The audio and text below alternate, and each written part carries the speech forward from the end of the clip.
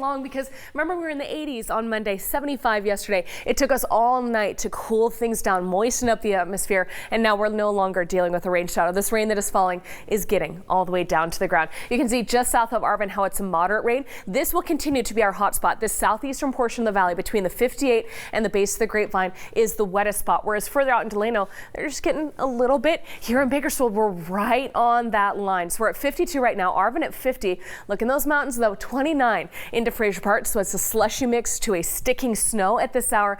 39 in the Tehachapi Valley and for Keene. So for your higher elevations, it's a slushy mix. It's snow at the top of Breckenridge. Isabella, you're dry for now, but you have some more rain coming. And you can see how all night that rain has just been able to move through. So as we continue to get rain throughout the morning, it's because that system is right over the top of us, but then it moves on shore. And so it's on top of us for the first half of the day, and then we're on the back side for the second half of the day. So as we zoom into Kern County specifically, see how it kind of spins. Here we are this morning at 7 a.m. prime commute time, and we're trying to get a moderate to even heavy rain moving through Bakersfield. Now, if that's just a little bit too far to the south, we only get a little bit of rain. If it comes right over the top of us, soaking when all those cars are on the road, that's a mess. But also look at the snow still continuing through mid-morning for our mountain locations. Those highest elevations could be talking about 2 inches of snow, maybe even more for places that are colder, like the top of Breckenridge. In Tehachapi, it's right there on the line. Some of you getting heavy rain, some of you getting some light snow. It's a fascinating mix. And then as we head into this afternoon,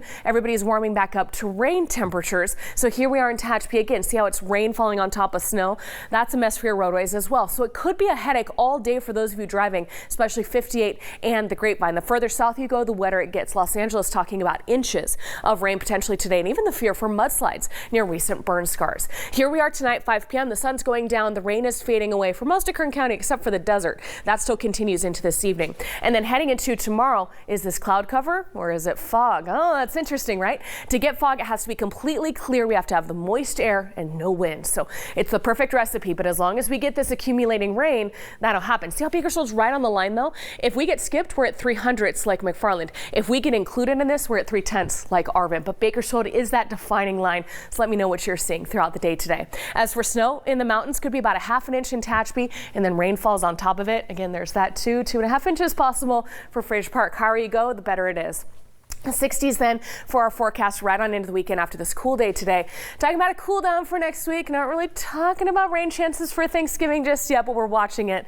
Kern River Valley 50s to end the week, 60s this weekend. Tehachapi, Fraser Park, I mentioned snow, then to rain, then to clearing. Heading into those overnight hours, you're freezing for the next week in Fraser Park each night.